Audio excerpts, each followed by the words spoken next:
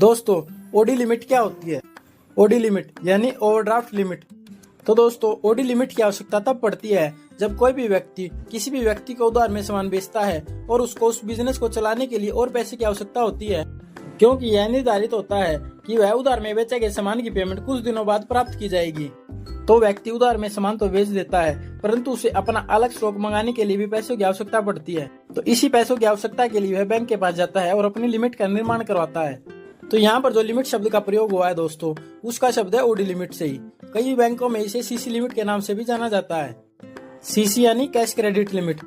तो इसके अंतर्गत दोस्तों, कोई भी बैंक है आपको जितना आपने सालाना टर्नओवर दिखाया है, उस टर्नओवर का 20% से लेकर 25% तक जितना आपका फाइनेंशियल बनता है, उतनी लिमिट बैंक आपकी सैंक्शन कर देता है। और उस लिमिट में से जितने भी अमाउंट आप यूज करते हो, उस अमाउंट के ऊपर आपका पर डे के हिसाब से इंटरेस्ट लगता है। उदाहरण के लिए, यदि किसी व्यक्ति की एक फर्म है और उस फर्म का 1 करोड़ का टर्नओवर है सालाना, तो वह व्यक्ति 20 से 25 लाख रुपए की उधारी के लिए बैंक से एलिजिबल होगा। वैसे तो यह लिमिट बहुत सारी चीजों पर डिपेंड करती है, लेकिन अनुमानित यह 20 से 25% निर्धारित की गई है। तो यदि मान ले उसकी 20 लाख रुपए की लिमिट बैंक से बनती है, तो उस 20 लाख रुपए की राशि में से वह व्यक्ति जितने भी अमाउंट जितने दिनों के लिए यूज करेगा, उस अमाउंट पर ही उसका उतने दिनों का ब्याज लगेगा। यदि वह व्यक्ति 1 लाख रुपए यूज करेगा 10 दिन के लिए, तो उसको सिर्फ 1 लाख रुपए का ब्याज देना पड़ेगा।